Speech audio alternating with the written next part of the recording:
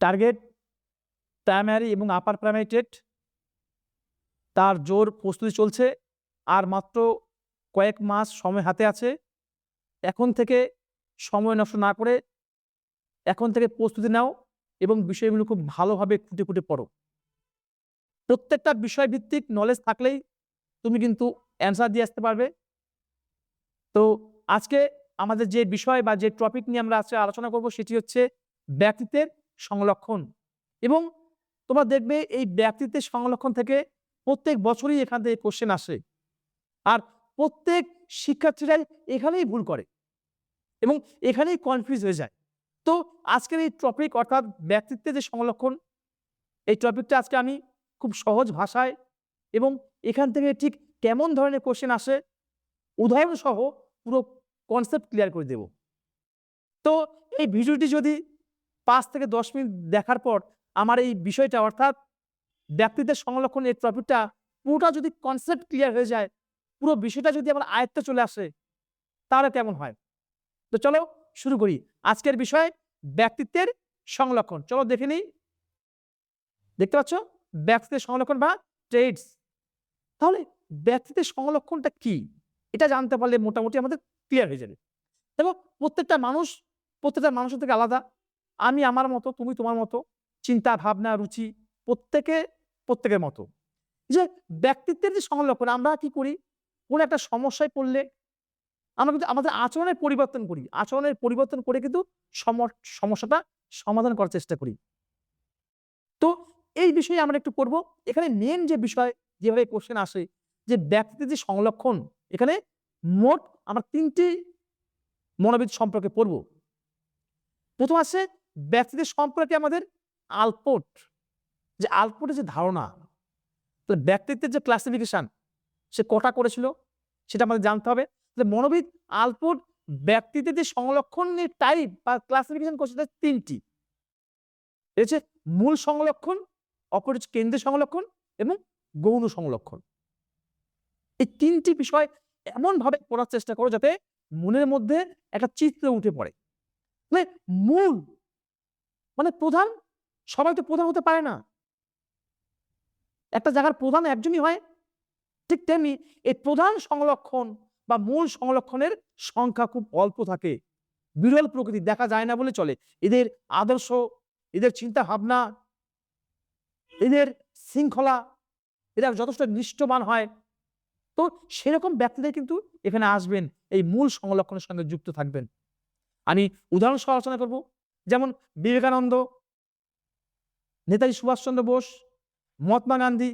তো এই সমস্ত ব্যক্তিদের নাম যখন উদাহরণ সহ দেবে কোনো এক্সামে, তো যদি বলে যে নেতাজি সুভাষচন্দ্র বোস এটা ব্যক্তিত্বের কোন সংরক্ষণের মধ্যে পড়ছে, তাহলে অবশ্যই মনোবিদ আলপোর্টের যে মূল সংরক্ষণের মধ্যে কিন্তু পড়ছে। আমি আগেই বলেছি এই মূল সংরক্ষণের মধ্যে কিন্তু একটা বিরল প্রকৃতি, খুব অল্প সংখ্যক ব্যক্তি এখানে থাকেন যারা দেশের প্রতি টান, নিজের স্বার্থে নয় দেশের স্বার্থে ভালোবাসে এবং দেশের জন্য কিছু করে যেতে চায়। তাদের কিন্তু এই ব্যক্তিত্বের এই তত্ত্বের মধ্যে অন্তর্গত। এটা হচ্ছে মূল সংরক্ষণ। তো সেটা আমরা একটু যাবো, একটু ডিটেইলস আলোচনা করব, একটু দেখে নেব। দেখতে পাচ্ছ ব্যক্তিত্বের সংরক্ষণ। এই যে আমি কিছুক্ষণ আগে বললাম যে একজন ব্যক্তি বিভিন্ন পরিস্থিতিতে মানুষের সঙ্গে যে আচরণকে নিয়ন্ত্রণ করে। আমি আমার সমাজকে যখন ডেভেলপ করব, এই সমাজের চিন্তা ভাবনা করবো সমাজটাকে কিভাবে ডেভেলপ করা যায়, এবং তার জন্য আমি যখন কারো বাড়িতে যাব তার সঙ্গে এমনভাবে কথা বলবো, এমনভাবে আচরণ করব, সেও যাতে আমার এই সমাজের ডেভেলপমেন্টের পথে পজিটিভ বার্তা দিয়ে থাকে এবং এগিয়ে আসে, চেষ্টা আমি অবশ্যই করবো। সেক্ষেত্রে আমার আচরণের মধ্য দিয়ে কিন্তু পুরো ব্যাপারটা কাজ করবে। ক্লিয়ার? তো এখানে এই যে ব্যক্তিদের যে তত্ত্ব, সংরক্ষণ যে তত্ত্ব, এই সংরক্ষণ তত্ত্বের প্রবক্তা বা আবিষ্কর্তাকে দেখতে পাচ্ছি আলপোর্ট, মনোবিদ আলপোর্ট, 2 নম্বর হচ্ছে ক্যাটেল, 3 আইজ্যাক। এই 3 জন ব্যক্তি ঠিক আলাদা আলাদাভাবেই ভাগ করেছেন। তো আমরা একটা একটা করে শেষ করবো। তা প্রথমটা দেখবো কি, আলপোর্টের যে শ্রেণীবিভাগ ইনি করেছেন কটা ভাগে? 3টে ভাগে ভাগ করেছিলেন। আলপোর্ট যে ব্যক্তিত্বের সংরক্ষণকে কটি ভাগে ভাগ করে? 3টে ভাগে। পরীক্ষায় দিয়ে দেয় যে মনোবিদ আলপোর্ট ব্যক্তিত্বের সংরক্ষণকে কভাগে ভাগ করে? 2 ভাগে, 3 ভাগে, 6 ভাগে, 8 ভাগে। তুমি জানতে পেরেছো কি কটি? না 3 ভাগে। তাহলে অবশ্যই ব্যক্তিত্বের যে সংরক্ষণ যে আলপোর্ট যেটা করেছিলেন সেটা হচ্ছে 3টি। এবার ইতিমধ্যে আমরা পড়েছি, প্রথম সংলক্ষণ দেখি কি আছে, কি বলছে কার্ডিনাল ট্রেডস। তাহলে এই কার্ডিনাল ট্রেডস মানে মূল সংলক্ষণ বা প্রধান সংলক্ষণ আমি বলেছিলাম ইতিমধ্যে, ওই যে বলেছিলাম যেটা বিরল প্রকৃতির, সবার মধ্যে থাকে না এটা। তার মানে উদাহরণ কি, যে মহাত্মা গান্ধী যে অহিংসা আন্দোলন, বিশিষ্ট ব্যক্তিদের যাদের নৈতিকতা আদর্শ আছে, সবাই পায় না বললে, খুব অল্প সংখ্যক ব্যক্তির মধ্যে থাকে, সেটা হচ্ছে মূল সংলক্ষণ। এইটুকু বোঝো যে এই যে কার্ডিনাল যে ট্রেড বা প্রধান সংলক্ষণ বা মূল সংলক্ষণের মধ্যে এটা সংখ্যায় খুব অল্প, এবং এখানে যারা দেশের প্রতি ভালোবাসা, দেশের প্রতি শ্রদ্ধা, দেশের জন্য বড় ধরনের কিছু করে যাওয়া, ঠিক আছে, তো সেরকম যদি কোনো মনীষী ব্যক্তির নাম আসে, তাহলে অবশ্যই কিন্তু আলপোর্টের আমাদের যে প্রথম যে সংলক্ষণ আছে, অর্থাৎ এই যে মূল সংলক্ষণ বা এই কার্ডিনাল ট্রেডস, এটাই কিন্তু আমরা লিখবো। তাহলে পরীক্ষা এইভাবেই দেবে যে মহাত্মা গান্ধীর অহিংসা আন্দোলন, এটা আলপোর্টের কোন সংলক্ষণে পড়ছে, বা আলপোর্ট নাও দিলে কোন সংলক্ষণের মধ্যে পড়ছে, তাহলে অবশ্যই কিন্তু আমরা মূল সংলক্ষণের মধ্যেই পড়ছে। এইভাবেই কিন্তু আমরা অ্যান্সার দেওয়ার চেষ্টা করব। তো চলো পরে দ্বিতীয় নম্বর যেটা আছে দেখে নেব, খুব বুঝে বুঝে পড়ার চেষ্টা করো, বিষয়টা খুবই ইজি। তো চলো 2 নম্বর কি বলছে, সেন্ট্রাল ট্রেডস মানে কেন্দ্রীয় সংলক্ষণ। এই কেন্দ্রীয় সংলক্ষণ হচ্ছে আমাদের দৈনন্দিন জীবনে যেটা প্রয়োজন। মানে কি, তুমি যে সমাজে বাস করো, সেই সমাজের পারস্পরিক ক্রিয়া প্রতিক্রিয়া মিথস্ক্রিয়ার মধ্য দিয়ে আমাদেরকে চলতে হয়। সমাজের ভালো দিকটা কিভাবে সমাজকে ডেভেলপ করা যায়, সেটা আমাদের দৈনন্দিন প্রয়োজন, এবং সেখান থেকে সমাজকে আমরা কিভাবে এগিয়ে যাব সেই বিষয়টা নিয়ে আমরা চিন্তা ভাবনা করবো। মানে আমাদের দৈনন্দিন জীবনে যেটা প্রয়োজন, এবং সেখানে কোনো একটা সমাজকে ডেভেলপ করতে গেলে দেখবে সমাজের কোনো একটা ভালো কাজ করার জন্য সবাই কিন্তু এগিয়ে আসে না, কিছু কিছু বিশিষ্ট ব্যক্তিরা এগিয়ে আসে। দেখবে তোমার সমাজে কোনো যখন অনুষ্ঠান শুরু হবে, যে কোনো অনুষ্ঠান শুরু হলে দেখবে ওরা এসে কালেকশন করা, অনুষ্ঠানটাকে কিভাবে ভালো করা যায়, তো সেখানে সকলে কিন্তু আসে, কিছু কিছু ব্যক্তিরা আসে, এবং তারা কি করে, খুব ভালো আচরণ, অবশ্যই তাদের মধ্যে একটা ভালো আচরণ দেখা যায়, তাদের মধ্যে একটা বন্ধুত্ব ভাব দেখা যায়, তাদের একটা দায়িত্ব আছে যে অনুষ্ঠানটা কমপ্লিট না হওয়া পর্যন্ত তারা ছেড়ে যায় না। টোটাল ব্যাপারটা হচ্ছে এই যে কেন্দ্রীয় সংলক্ষণ হচ্ছে মেন ব্যাপারটা, যেখানে বলবো খুব দায়িত্বশীল এবং বন্ধুত্বপূর্ণ মনোভাবের স্বভাবের মতো হয়। তাহলে এরকম যদি কোশ্চেন আসে যে সমাজের যারা আছেন খুব দায়িত্বশীল এবং সমাজের পারস্পরিক আলাপ আলোচনার মধ্য দিয়ে যে সমস্যাটা সমাধান করে, অবশ্যই কিন্তু আমরা আলপোর্টের এই সেন্ট্রাল যেটা আছে ট্রেড বা কেন্দ্রীয় সংরক্ষণের কথা কিন্তু বলবো। ক্লিয়ার? এবার ঠিক লাস্ট যেটা আছে 3 নম্বর কি বলছে, সেকেন্ডারি ট্রেড। এটা হচ্ছে গৌণ সংলক্ষণ। এখানে খুব কম সংখ্যক, মানে আংশিক সময়ের মধ্যে এটা যোগাযোগ থাকবে। যেমন আমার এখন খিদে পেয়েছে, আমি খাবারের প্রতি যে একটা খাবার খাবো, কোন খাবারটা আমার পছন্দ সেটার দিকে নজর। এখানে যেটা বলছে খুব কম গুরুত্বপূর্ণ, কিন্তু এখানে নির্দিষ্ট পরিস্থিতিতে তার প্রকাশ পাচ্ছে। তাহলে মনোবিদ আলপোর্টের যে সংলক্ষণ আমরা পেলাম, সেই সংলক্ষণ 3টে পেলাম। সেখানে মূল সংলক্ষণ সংখ্যা খুব অল্প, মহাত্মা গান্ধী যেটা বিরল প্রকৃতির। 2 নম্বর হচ্ছে আমরা সেন্ট্রাল ট্রেড বা কেন্দ্রীয় সংলক্ষণ, এখানে বেশ ব্যাপকভাবে সকলের সাথে একটা বন্ধুত্বপূর্ণ মনোভাব, সকলের সাথে মিশতে ভালোবাসে, দায়িত্বশীল, তার একটা আদর্শ আচরণ দেখা যায়। এগুলি হচ্ছে আমাদের মূল সংলক্ষণ। আর গৌণ সংলক্ষণে এটা আংশিক গুরুত্বপূর্ণ, এটা খুব অস্থায়ী, বেশি দিন স্থায়ী থাকে না, অস্থায়ী। এই একটা কাজ করলো ব্যাস, তারপরে ভুলে যায়, সাময়িকের জন্য। ক্লিয়ার? তো চলো নেক্সট যিনি আছেন তার সম্পর্কে জানবো। এবার বলছে ক্যাটেল। এটা মনে রাখবে, ক্যাটেলের যে সংলক্ষণ পরীক্ষাতে এটা এভাবে আসে, ক্যাটেলের মোট কটা সংলক্ষণের কথা বলেছেন। অবশ্যই মনে রাখবে মৌলিক যে সংলক্ষণ 16টি কিন্তু কথা বলেছেন, এবং ক্যাটেলের যে মৌলিক সংখ্যা 16 পিএফ যদি আসে তাহলে কিন্তু ক্যাটেল লিখবে। 16টির কথা 16 পিএফ যদি আসে তাহলে অবশ্যই ক্যাটেল, এবং ক্যাটেলের যে সংলক্ষণ সেটা কিন্তু আমরা দেখতে পাচ্ছি যে 16টি কিন্তু মৌলিক সংলক্ষণ রয়েছে। সঙ্গে আমরা ইতিমধ্যে পড়েছি গার্ডনার পড়েছিলাম। গার্ডনারের যে বুদ্ধির থিওরি ছিল সেটা কি ছিল, বহুবিধ বুদ্ধি। আমরা সেখানে পড়েছিলাম গাণিতিক বুদ্ধি, ভাষাগত বুদ্ধি, সঙ্গীত বুদ্ধি পড়েছিলাম। ঠিক তেমনি দেখো এখানে গিলফোর্ড দিয়েছি। এখানে কিন্তু স্টুডেন্টদের অনেক ভুল হয়ে যায়, এখানেই কনফিউজ হয়ে পড়ে। কি, গিলফোর্ডের যে বুদ্ধির তত্ত্বর নাম কি ছিল, 3 ডাইমেনশনাল ইন্টেলিজেন্স, মানে ত্রিমুখী বুদ্ধির তত্ত্ব। এই 3টে মুখ কি কি ছিল, মানে ত্রিমাত্রা যে বুদ্ধি। প্রথম ছিল 1 নম্বর হচ্ছে প্রক্রিয়াগত মাত্রা, বিষয়বস্তুগত মাত্রা এবং উৎপাদনগত মাত্রা। মনে পড়ছে 3টি মাত্রা ছিল কিন্তু। কার ছিল? না গিলফোর্ডের মাত্রা ছিল 3টি। ঠিক তেমনি এখানে দেখো গিলফোর্ডের সংরক্ষণ যদি বলে অবশ্যই 13টি লিখবে। এখানে কিন্তু ভুল চলে আসে। অ্যান্সারটা এমনভাবে দেবে, বুঝে অ্যান্সার দেবে। গিলফোর্ডের ত্রিমাত্রিক বা এতো আয়কে আমরা বলি সংক্ষেপে। গিলফোর্ড হচ্ছে ত্রিমাত্রিক মাত্রা। এবং যদি বলে গিলফোর্ডের সংরক্ষণ তত্ত্ব কটি, সেখানে কিন্তু 3 থাকবে। 3, 13, 8, 9। যখন এই সংরক্ষণ থাকবে, এই যে সংরক্ষণ, এই সংরক্ষণ যখন থাকবে তখন মনে রাখবে এটা অবশ্যই এই 13টা হয়ে যাবে। গিলফোর্ডের সংরক্ষণ হচ্ছে 13টি। আর যখন হবে মাত্রা কটি? মাত্রা 3টি। এইভাবে বুঝে পড়ো, কনসেপ্ট ক্লিয়ার হয়ে যাবে। তো চলো এরপরে যেটা পড়বো আইসল্যান্ড। আইসল্যান্ডের যে ব্যক্তি সত্তার শ্রেণীবিভাগ নিয়ে কিন্তু 3 ভাগে করেছেন। আমরা ওদিকে দেখলাম আলপোর্ট 3 ভাগে করেছে ক্লাসিফিকেশন, এবং আইসল্যান্ড 3 ভাগে করেছেন। এতে ক্যাটেল 16টি আর গিলফোর্ড সংরক্ষণ 13টি। ক্লিয়ার? আইসল্যান্ড কি বলছেন?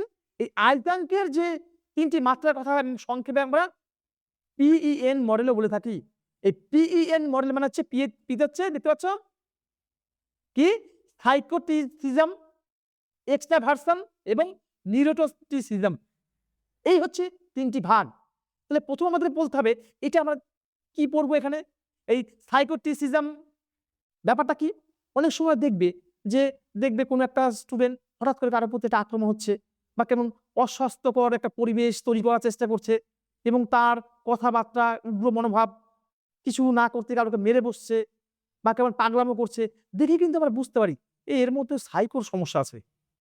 এবং এই সমস্যাটা যত বেশি হবে তত সে আক্রমণ করবে, এবং এই সাইকোটা যত কম হবে সে একটা সামাজিক যে ভাবে আচরণ করা উচিত সেটা করবে। যখনই এটা বেড়ে যাবে অসামাজিক আচরণ করার চেষ্টা করবে। তো সেটা আমরা ডিটেইলসে একটু পড়বো যাতে তোমাদের সুবিধা হয়, সেজন্য উদাহরণ সহ আমি দিয়ে দিচ্ছি। ক্লিয়ার? তো সেটা আমরা আসবো। আমরা যেহেতু সাইকোসিটিজমটা পড়ছি একটু দেখে নেব। এই দেখো এটা 3 নাম্বার দিয়েছি আর কি। এই যে সাইকোসিটিজম এটা হচ্ছে মনোবৈকল্য প্রবণতা। মানে এই আচরণে কি বলছে? আক্রমণ। বললাম যে আক্রমণতা করছে, নিয়ম ভঙ্গ করছে, কোন রকম নিয়ম ভঙ্গ করেও, এবং পরবর্তীতে কি হচ্ছে যে ব্যক্তি অসামাজিক আচরণ করে, তখন আমরা বলবো তার মধ্যে সাইকো রয়েছে। এবং কি করবো যে কোনো সহপাঠীকে সে আক্রমণও করে ফেলে কিন্তু অনেক সময়, নিয়ম মানে না। তাই কি এটা যদি কম মাত্রায় থাকে তাহলে ব্যক্তি সহানুভূতিশীল হয় এবং নিয়ম মেনে চলে। তাহলে আমাদেরকে দেখতে হবে এই সাইকোটিসিজম যাতে স্টুডেন্টদের মধ্যে কিভাবে আমরা কমাতে পারি সেই বিষয়টা স্যারদের অবশ্যই দেখতে হবে, এবং বাড়িতে যারা আছেন অভিভাবক তারা অবশ্যই সেটাকে ফলো করবেন। ঠিক আছে? এবার আমরা 2 নম্বরটা দেখব। 2 নম্বর আমাদের এখানে কি আছে দেখে নেব একটু। আমরা পরপর দেখি। 2 নম্বর হচ্ছে এক্সট্রাভার্সন। এক্সট্রাভার্সন মানে কি? এটা হচ্ছে বহির্মুখী। এই মনে রাখবে এক্সট্রাভার্সন যারা থাকেন তারা কি হয়? সমাজে সকলের সাথে আলাপ আলোচনা করে এবং এক জায়গায় থাকতে ভালোবাসেন না। তারা দলবদ্ধভাবে থাকার চেষ্টা করেন। কোনো কাজ দলগতভাবে কাজটি করার জন্য একটা আলোচনা করবেন। আলোচনা করার পরে সিদ্ধান্ত নেবেন, এবং সবাই কি করে? একে অপরের সাহায্যের জন্য এগিয়ে যায়। এই হচ্ছে এক্সট্রাভার্সন। এটার সঙ্গে সঙ্গে একটু মনে রাখবে ইন্ট্রোভার্সনও আছে। অন্তর্মুখী মানে কি? অন্তর্মুখী তারাই যাদের বেশি কথা বলে না, চুপচাপ থাকে, প্রয়োজন ছাড়া কথা বলে না, শান্ত থাকে এবং নিজেকে একা রাখতে পছন্দ করে। ওরা হচ্ছে মানে হচ্ছে অন্তর্মুখী। আর এটা হচ্ছে বহির্মুখী কিন্তু। সেটা আমরা একটু আলোচনা করবো, আবার দেখে নেবো এখানে গিয়ে। এই দেখো এক্সট্রাভার্সন আমরা পড়ছিলাম। এক্সট্রাভার্সন হচ্ছে বহির্মুখী। বলেছি তারা সামাজিক কাজ করবে এবং খুব সাহসী স্বভাবের হয়। বলেছিলাম দলগতভাবে কাজ করে, এই যে দলগতভাবে কাজ করে, মানুষের সঙ্গে যোগাযোগ রক্ষা করে, সমাজকে কিভাবে ডেভেলপ করতে পারে সেই বিষয়ে চিন্তা ভাবনা করে, এবং সেটা আলোচনার প্রসঙ্গে আলোচনা করে কিভাবে কাজ করা যায় সেই পথ তারা অবলম্বন করে। এই হচ্ছে বহির্মুখী। তো এখানে উদাহরণ আমি দিয়ে দিচ্ছি, তোমরা একটু দেখে নেবে যে কি হচ্ছে। রবি ক্লাসে সব সময় প্রশ্নের উত্তর দেয়, বন্ধুদের সঙ্গে সহজে মিশে যায়। ওই যে বললাম এই যে এক্সট্রাভার্সন মানে সবার সাথে মিশবে। ঠিক এখানে দেখো এই যে ইন্ট্রোভার্সন, যেটা আমি কিছুক্ষণ আগে বললাম। অন্তর্মুখী মানে যারা খুব শান্ত থাকে, একা থাকতে পছন্দ করে, কার সঙ্গে কথা বলতে চায় না সহজে, একঘেয়েমি মনে হয়, একা থাকার চেষ্টা করে, সেটাকেই বেশি পছন্দ করে। এমন ব্যক্তি আছে দেখবি স্কুলে কেউ আছে কোনো কথা বলবে না, সারাদিন একটা কথা বলে না, বাড়িতে বলে না, স্কুলে বলে না। আবার কেউ খুব ছটপট চঞ্চল দ্রুত, তারা হচ্ছে দ্রুত যারা ছটপট চঞ্চল করে তারা দেখবে সবার সাথে মেশে। এটা হচ্ছে বহির্মুখী। আর অন্তর্মুখী মানুষ দেখলেই বুঝতে পারবে। তাহলে কারা অন্তর্মুখী কারা বহির্মুখী বুঝতে পারছো? অর্থাৎ এই যে ইন্ট্রোভার্সন এবং এক্সট্রাভার্সন। ইন্ট্রো মানে হচ্ছে অন্তভার্সন হচ্ছে কি যারা কথা কম বলে এবং নিজেকে একা রাখে, একাকিত্ব রাখে, কারোর সাথে মিশতে পছন্দ করে না। আর এক্সট্রাভার্সন ওরা সকলের সঙ্গে দলগতভাবে মিশতে পছন্দ করে এবং কি করে মানুষের সঙ্গে যোগাযোগ রাখে এবং সহজেই সমাজকে ডেভেলপ করার চিন্তা তারা করে। ক্লিয়ার? এবার হচ্ছে ৩ নম্বর হচ্ছে নিউরোটিসিজম। ৩ নম্বর হচ্ছে নিউরোটিসিজম মানে মানসিক অস্থিরতা। এরা আবার কি যথেষ্ট আবেগপ্রবণ। মানে কিছু ব্যক্তি আছে কিছু হয়নি, কি করব খুব টেনশন করে। দেখা যাচ্ছে কাল আমার এক্সাম বা ১ সপ্তাহ পরে এক্সাম, হঠাৎ করে নোটিশ দিল পরীক্ষার। এমা আমার কিছুই পড়া হয়নি, কি মানে অল্পতে খুব টেনশন করা। বা বাড়িতে কোনো একটা ব্যক্তি অসুস্থ হয়ে পড়েছে, সামান্য জ্বর এসছে, তাদের খুব টেনশন হয়ে সে অজ্ঞান হয়ে পড়ছে। মানে সামান্য কারণে সে টেনশন নিয়ে নিচ্ছে। ঠিক এটা অন্যভাবে দেখা যাচ্ছে পরীক্ষার ক্ষেত্রে কি যে সুমি একটা ভালো উদাহরণ সহ দিয়েছি। সুমি একজন ভালো মেয়ে, সে পরীক্ষা দিচ্ছে কিন্তু দুশ্চিন্তা করছে। সামান্য ভুলে সে হতাশ হয়ে পড়ছে। তাহলে এই যে নিউরোটিসিজম থাকলে ব্যক্তি মানসিকভাবে শান্ত থাকে। যদি নিউরোটিসিজম যদি কম থাকে, এটা বলতে হবে অবশ্যই, যদি কম থাকে তাহলে সে কিন্তু শান্ত থাকে। আর যদি বেশি থাকে তাহলে সে কিন্তু সবার সাথে মেলামেশা করবে। তাই আমরা এখন যেটা বুঝতে পারলাম যে এই যে তত্ত্বগুলো আবার পড়ছি সংলক্ষণ তত্ত্ব। প্রথমে যেটা পড়লাম কি না আলপট পড়লাম, সেখানে ৩ টে সংলক্ষণ পেয়েছি। একটি হচ্ছে মূল সংলক্ষণ, অপরটি কেন্দ্রীয় সংলক্ষণ এবং গৌণ সংলক্ষণ। আর এখানে আমরা কি পেলাম? অন্তর্মুখী, বহির্মুখী, উভয়মুখী পেলাম। তারপরে ইংলিশ যে টার্মটা আছে অবশ্যই দেখে নেবে। ইংলিশটা আমরা কি দেখলাম সংলক্ষণে?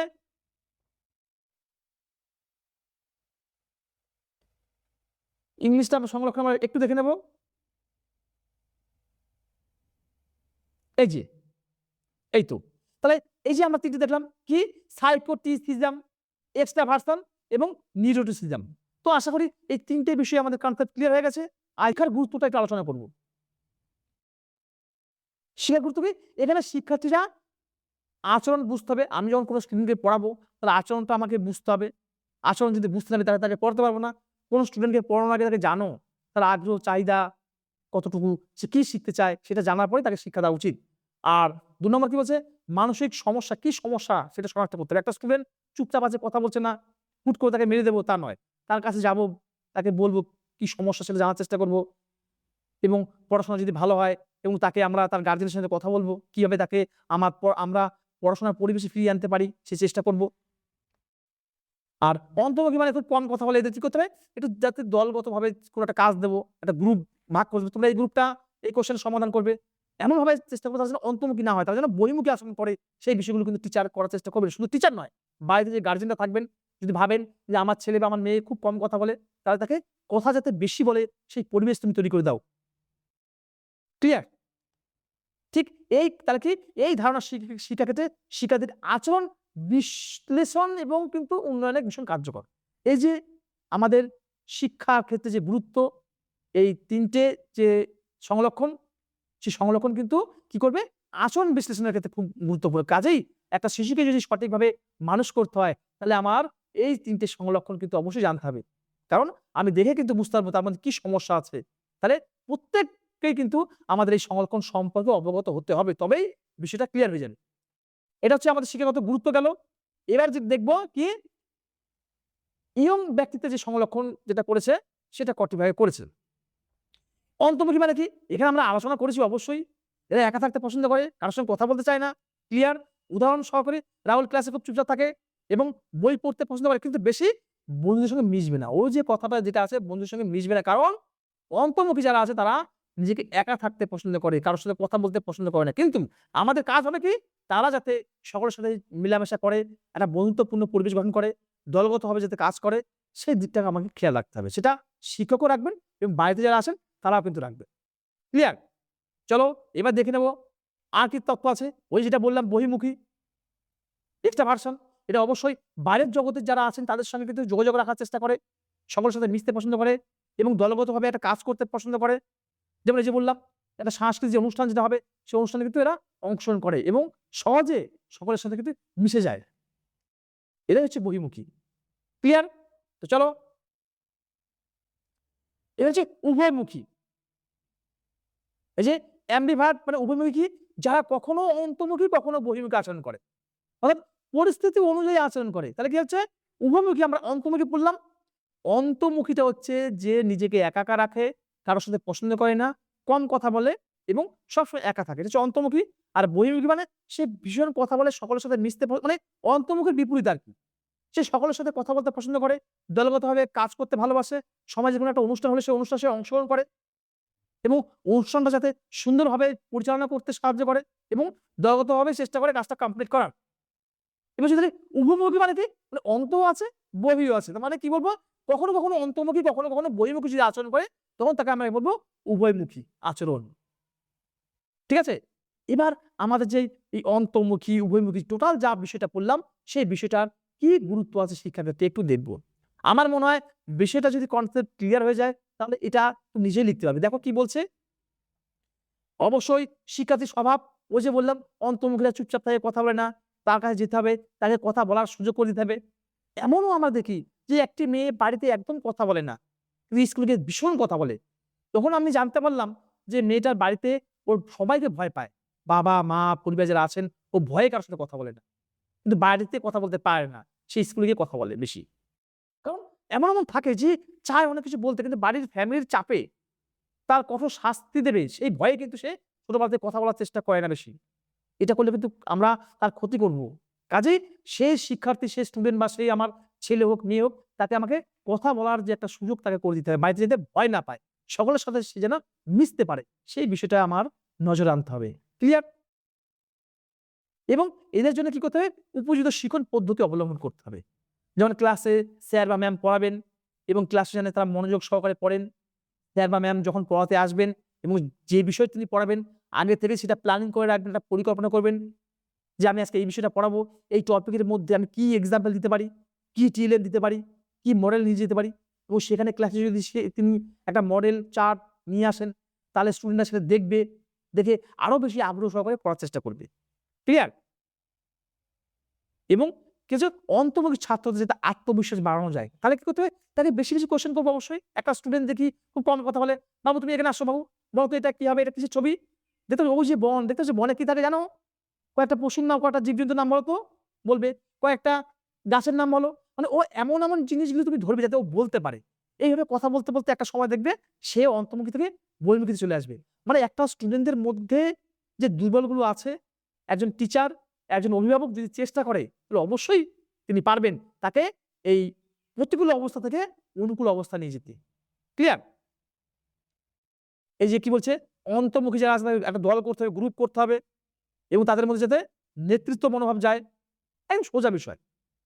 তাহলে আমরা যে বিষয়টা মোটামুটি পড়লাম, প্রত্যেককে বলছি একটু লক্ষ্য করে ভিডিওটা শেষ পর্যন্ত দেখো, কনসেপ্ট টোটাল ক্লিয়ার হয়ে যাবে। তো চলো এরপরে দেখে নেব আমাদের কি আছে? সেলডন।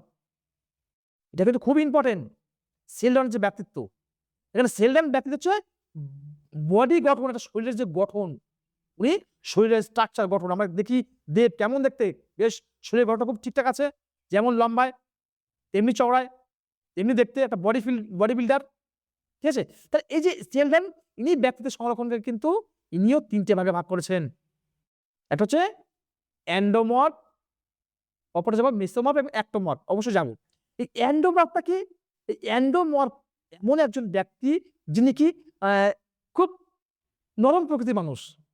এই এন্ডোমর্ফ হচ্ছে নরম প্রকৃতির মানুষ এবং দেহটা অনেকটা গোলাকার, মিশুক, আনন্দময়, আরামপ্রিয়। এই মনে রাখবে এন্ডোমর্ফ যে ব্যক্তিকে দেখে আমরা কিভাবে বুঝবো? একটু এক্সাম্পল দেব। দেখো কোন একটা ব্যক্তি দেখছো দেখতে খুব সুন্দর, গায়ে একদম তুলতুলে নরম এবং শান্ত স্বভাবের, খুব আরামপ্রিয়। এমন ব্যক্তি যদি আমরা দেখি তাকে আমরা কি বলবো? তাকে এন্ডোমর্ফ। এই এন্ডোমর্ফ এমন ব্যক্তি, ও কিন্তু খুব মিশুক হয়। সবার সাথে সহজে মিশে পড়ে। হ্যাঁ? এবং সহজে মানিয়ে নিতে পারে। সেটা আমরা দেখে নেই। তাহলে এন্ডোমর্ফ যারা আছে, এই যে গোলাকার নরম দেহ দেখতে পাচ্ছ, তারা খুব মিশুক হয় এবং আনন্দপ্রিয় এবং খুব মজা করে এবং আরামপ্রিয় হয়। আর কি? সমাজে সকলের সাথে মানিয়ে নিতে পারে। একটা সমাজে যে বাস করতে গেলে ভালো মন্দ থাকবে এবং সেটাকে অ্যাডজাস্ট করে মানিয়ে নিতে পারে। তার পরিবেশের সঙ্গে অ্যাডজাস্ট করে সে চলতে পারে। এটা হচ্ছে এন্ডোমর্ফ। আবার বলছি, এন্ডোমর্ফ এমন ব্যক্তি যাদের দেহটা অনেকটা গোলাকার এবং যারা নরম প্রকৃতির মানুষ, যারা আরামপ্রিয়, যারা সমাজের বিভিন্ন কাজে, দায়িত্বশীল কাজে অংশগ্রহণ করে ঠিক আছে, এটা হচ্ছে এন্ডোমর্ফ। উদাহরণসহ দেখতে পাচ্ছি, দেখো এই যে হাসি খুশি থাকবে, বন্ধুদের সঙ্গে মিশবে এবং বন্ধুদের সঙ্গে সময় কাটাতেও ভালোবাসে, এটা হচ্ছে এন্ডোমর্ফ প্রকৃতি। তোমার যেটা পড়ার দরকার মেন যে বিষয়টা, এন্ডোমর্ফ থেকে কেমন কোশ্চেন আসবে বলবে যে বন্ধুদের সঙ্গে সময় কাটাতে ভালোবাসে, এরা খুব মিশুক, এরা কোন প্রকৃতির? এন্ডোমর্ফ প্রকৃতির। এরা খুব আরামপ্রিয়, এন্ডোমর্ফ। এরা খুব সহজে সমাজের সঙ্গে মিশতে পারে, অবশ্যই এন্ডোমর্ফ। এদের দেহ খুব নরম, গোলাকার, অবশ্যই এন্ডোমর্ফ। এই বিষয়গুলো একটু লক্ষ্য রাখবে, তাহলে তুমি বুঝতে পারবে এন্ডোমর্ফ ব্যক্তিরা কারা। তো এন্ডোমর্ফ ব্যক্তিরা হচ্ছে নরম, গোলাকার দেহ, আরামপ্রিয়, সহজে সকলের সাথে মিশে যায়। ক্লিয়ার? এই হচ্ছে এন্ডোমর্ফ। এবার চলবো মেসো। এই যে দেখলে মেসো, এখানে এই যে মেসোমর্ফ একটা আমি উদাহরণ দেবো। মনে রাখো মেসোমর্ফ তো মেসো, মনে রাখো যে আমি যেভাবে মনে রাখতাম যে আমার মেসো সত্যি দেখতে খুব সুন্দর, হ্যান্ডসাম দেখতে, মেসেও খুব শক্তিশালী, আর কি মেসোর সাহস, আত্মবিশ্বাস রয়েছে এবং মেসো দেখি নেতৃত্ব দিতে পারে। তো এই বিষয়গুলো হচ্ছে মেসোমর্ফ। মেসোমর্ফ যারা আছে তারা কিন্তু খেলাধুলায় পারদর্শী। যারা মেসোমর্ফ ব্যক্তিত্বে যারা আছেন তারা কিন্তু ওই যে খেলাধুলায় কিন্তু খুব পারদর্শী এবং ক্লাসে নেতৃত্ব দেয়। তাহলে পরীক্ষা যদি আসে যে যারা নরম প্রকৃতির মানুষ, সেটা কিন্তু অবশ্যই এন্ডোমর্ফ, এবং যারা খুব শক্তি পেশিবহুল, শক্তিশালী, তারা হচ্ছে মেসো। আর কি যারা সাহসী, খুব সাহসী, এগিয়ে যায় যে কোনো কাজে এবং কনফিডেন্স, নিজের প্রতি কনফিডেন্স, আমি পারবো, তারা হচ্ছে মেসো। তারপরে ক্লাসে নেতৃত্ব দিচ্ছে, বক্তব্য রাখছে, কোনো একটা অনুষ্ঠান হচ্ছে, দেখবে হয়তো 15ই আগস্ট হোক, 26শে জানুয়ারি বা 23শে জানুয়ারি, সে একটা বক্তব্য রাখছে। এই যে বক্তব্য রাখছে, কারা রাখে? এন্ডোমর্ফ না, কিন্তু মেসোমর্ফ। মেসোমর্ফরাই কিন্তু এরকম নেতৃত্ব দিয়ে থাকেন। তাহলে পরীক্ষাতে যদি কোনো একটা লাইন তুলে দেয়, যেরকম বলে নেতৃত্ব দান, অথবা আত্মবিশ্বাস, অথবা সাহসী স্বভাব, অথবা সক্রিয় এবং প্রতিযোগিতায় অংশগ্রহণ, এরা কোন প্রকৃতির? তা অবশ্যই মেসোমর্ফ প্রকৃতির অন্তর্গত। ক্লিয়ার? তো চলো পড়েছে একটোমর্ফ। এরা তো একদম মানে এর বিপরীত হবে। একদম থিনথিনে রোগা চেহারা, বাবা একদম গায়ে কিচ্ছু নাই, লম্বা থিনথিনে চেহারা। দেখছো, এরা কিন্তু শান্ত স্বভাবের হয়, অন্তর্মুখী হয়। এদের দেহের গঠন খুব একটা ভালো নয়, দেখলে বুঝতে পারবে। একদম রোগা, উদাহরণ এই যে পাতলা রোগা, চুপচাপ থাকবে, পড়াশোনা করতে ভালোবাসে এবং সে হচ্ছে একটোমর্ফ। তাহলে এবার কি বলছে? সে পড়াশোনা কেমন? চুপচাপ এবং একা পড়াশোনা করতে ভালোবাসে। এই একটোমর্ফ মানে একা থাকবে। দেখছো, একটোমর্ফ মানে একা থাকতে পছন্দ করে, চুপচাপ থাকে এবং এরা খুব রোগা হয়, শরীরে খুব রোগা, গায়ে কিচ্ছু নাই, রোগায় প্রলাপ বাটে। তাহলে এই যে সেলডামের যে ৩টে আমরা সংলক্ষণ করলাম, সেই ৩টে হচ্ছে, একটা হচ্ছে এন্ডোমর্ফ। এন্ডোমর্ফ ব্যক্তি হচ্ছে কারা? যারা গোলাকার, নরম দেহ, আনন্দময়, আরামপ্রিয়, সবার সাথে মিশতে পারে, এটা হচ্ছে এন্ডোমর্ফ। আর মেসো হচ্ছে ভীষণ শক্তিশালী, নেতৃত্ব দেয়। ক্লিয়ার? এটা হচ্ছে মেসোমর্ফ। আর হচ্ছে একটোমর্ফ হচ্ছে যারা পাতলা চেহারা এবং একা থাকতে পছন্দ করে এবং একাই পড়াশোনা করে, এটা হচ্ছে একটোমর্ফ। হলো? তো চলো এরপর দেখে নেব। এর বলছে শিক্ষার ক্ষেত্রে গুরুত্ব কি? এই যে আমরা সেল ডাউনে যে সংরক্ষণ করলাম, এটা শিক্ষার কতটা গুরুত্ব দেখে নেব। এখানে কিন্তু অবশ্যই খুব ইজি বিষয়টি কি, শিক্ষার্থীদের স্বভাব বুঝতে পারবো। আমি যখন ক্লাসে পড়াবো স্টুডেন্টদের, আমি দেখেই বুঝবো কোন স্টুডেন্টটা আমার একটোমর্ফ, কোনটা এন্ডোমর্ফ, কোনটা মেসোমর্ফে আছে, বলতে পারবো না। ওকে দেখেই হাসি পাবে, এই ছেলেটা গোলগাল চেহারা, বেশ মোটা সোটা গোলগাল চেহারা, এবং ছেলেটা তো অবশ্যই বেশ আরামপ্রিয় দেখছি, বা যেভাবে বসছে, তো অবশ্যই সে কিন্তু এন্ডোমর্ফ। আবার দেখছি বা একটা ছেলে বেশ লম্বা, বেশ স্বাস্থ্য ভালো এবং সমস্ত কাজে অংশগ্রহণ করছে, তো সে মেসোমর্ফ। আরেকটা ছেলে দেখলাম সে একদম খিনখিনে রোগা। তাহলে একজন টিচার অবশ্যই এই সংলক্ষণ যে তত্ত্ব, ব্যক্তিত্বের যে সংলক্ষণ, এই সম্পর্কে সমস্ত তথ্য যে জানতে পারে, তবে কিন্তু তিনি পরিপূর্ণ শিক্ষা দিতে পারবেন, অন্যথায় নয়। আমি একটা স্টুডেন্টকে দেখলাম, তাকে বুঝতেই পারলাম না যে সংলক্ষণে কোন জায়গায় আছে, সে একটোমর্ফ আছে না মেসোমর্ফ না এন্ডোমর্ফ আছে। তাহলে আমি এখন এই বিষয়টা জানার পরে আমার মধ্যে পুরো বিষয়টা একটা আয়ত্তে চলে আসলো। আমি কিন্তু একটা স্টুডেন্ট বা আমার বাড়িতে কোনো একটা ছাত্র, বাড়িতে কোনো ছেলে বা মেয়ে দেখে কিন্তু বলে দিতে পারবো এই মেয়েটা এন্ডোমর্ফ, একটোমর্ফ না মেসোমর্ফে আছে, বা এই ছেলেটা এন্ডোমর্ফ, মেসোমর্ফ, একটোমর্ফে আছে, দেখেই বলে দিতে পারবো। যদি সেটা এন্ডোমর্ফ হয়, সেটা কিভাবে আমি মেসোমর্ফে নিয়ে যাবো, এবং যদি দুর্বল হয়, একটোমর্ফ যদি হয়, তাহলে আমি কি করবো, তাই কিভাবে আমি সেই জায়গা থেকে ক্লিয়ার করে তাকে সবার সাথে যাতে মিশতে পারে, সে যাতে একা একা না থাকে, সকলের সাথে যাতে মিশিয়ে পড়াশোনা করতে পারে, দলগতভাবে কাজ করতে পারে, সেই দিকটা আমি নজর রাখবো। ঠিক তেমনি এখানে কি বলছে, এখানে আচরণগত জিনিসটা তুমি অবশ্যই একটা ব্যাখ্যা করতে পারবে, তুমি বুঝতে পারবে, পার্থক্য বুঝতে পারবে। আর কি উপযুক্ত শিক্ষা দিতে হবে, শিখন ও পাঠদান কার্যক্রম অবশ্যই তাদের জন্য টিলেম মডেল চার্ট দিয়ে শিক্ষা দাও, যাতে শিক্ষাটা তারা মনোযোগ সহকারে এবং সক্রিয়ভাবে শিখে। ক্লিয়ার? এবং এখানে কি বলছে, যেমন মেসোমাপ যারা হচ্ছে তারা হচ্ছে এই সমস্ত ছাত্ররা খেলাধুলায় উৎসাহিত করা যায়। যারা মেসো, ওই যে বললাম মেসোমাপটা শক্তিশালী, তাদের খেলাধুলায় উৎসাহিত করা যায়। আর ১ নম্বর এদের কি করতে হবে, এদের আত্মবিশ্বাসটা বাড়াতে হবে। কারণ এরা রোগা তো চেহারা, একদম খিটখিটে রোগা পাতলা, এদের আত্মবিশ্বাস বাড়াতে হবে যে তুমিও পারবে। সবসময় মনে রাখবে ছাত্রদেরকে প্রশংসা করবে, সমালোচনা নয়। আমরা অনেক সময় বলি তোর দ্বারা কিছু হবে না, কখনোই করা যাবে না, সমালোচনা একদম নয়। অবশ্যই তুমিও পারবে, তোমার দ্বারাই হবে। ক্লিয়ার? তো অবশ্যই তার মধ্যে এমন কিছু বলবে তার মধ্যে যাতে আত্মবিশ্বাস বাড়ে। স্টুডেন্ট যখন কোনো অ্যান্সার দেবে, সেই অ্যান্সারটা যদি ভুলও হয়ে যায়, তাহলে টিচারকে বলা উচিত, এটা হয়নি, এটা এভাবে তুমি ভালো বলেছো, বসো, বসো। তাই কখনোই আমি বকুনি দিয়ে বসিয়ে দিব না, তাহলে তার আত্মবিশ্বাস কিন্তু থাকবে না। আমরা এমন কাজ করব যাতে শিক্ষার্থীদের মধ্যে আত্মবিশ্বাস, কনফিডেন্স বাড়াতে পারে। ক্লিয়ার? এটা তো হয়ে গেল উপসংহার, আমাদের শেষের দিকে চলে আসবো। উপসংহার কি বলছে, এই যে সেল ডায়াগ্রামের যে তত্ত্ব, আমরা যে সংরক্ষণ তত্ত্ব পড়েছি, সেই সংরক্ষণ তত্ত্বটা অবশ্যই ব্যক্তিত্বের বিকাশ খুব গুরুত্বপূর্ণ এবং এটা ব্যক্তিত্ব গবেষণার একটি প্রাথমিক তত্ত্ব। ক্লিয়ার? চলো আমরা দেখে নেব নেক্সট স্লাইডে কি আছে। তো আজকের ক্লাসটা এতটুকুই। খুব ভালো থেকো, থ্যাংক ইউ। এরা হয়নি। তো উপসংহার কি লিখছি, যে এখানে কি বলছে, যে এই যে সেল ডায়াগ্রামের মতে কি শরীরের গঠন এবং ব্যক্তিত্বের মধ্যে সম্পর্ক রয়েছে। শরীরের গঠনের উপর ডিপেন্ড করে ব্যক্তিত্বের মধ্যে একটা সম্পর্ক রয়েছে, এবং যেটাকে যদিও আধুনিক মনোবিজ্ঞান সম্পূর্ণভাবে এটাকে সমর্থন করে না, তবুও কি বলবো যে ব্যক্তিত্বের বিকাশে এটা খুব গুরুত্বপূর্ণ এবং প্রাথমিক তত্ত্ব। ব্যক্তিত্বের বিকাশে গুরুত্বপূর্ণ এবং প্রাথমিক তত্ত্ব। ক্লিয়ার?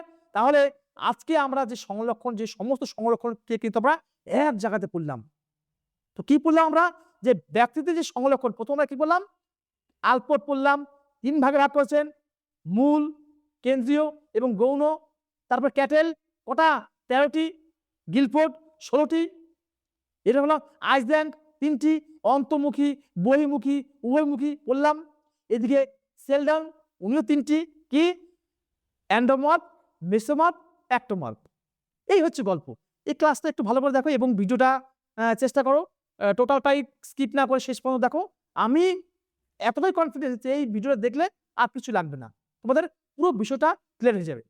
তো সকলে খুব ভালো থেকো, থ্যাংক ইউ। ভিডিওটা যদি খুবই ভালো লাগে অবশ্যই লাইক, সাবস্ক্রাইব এবং শেয়ার করবে। Thank you.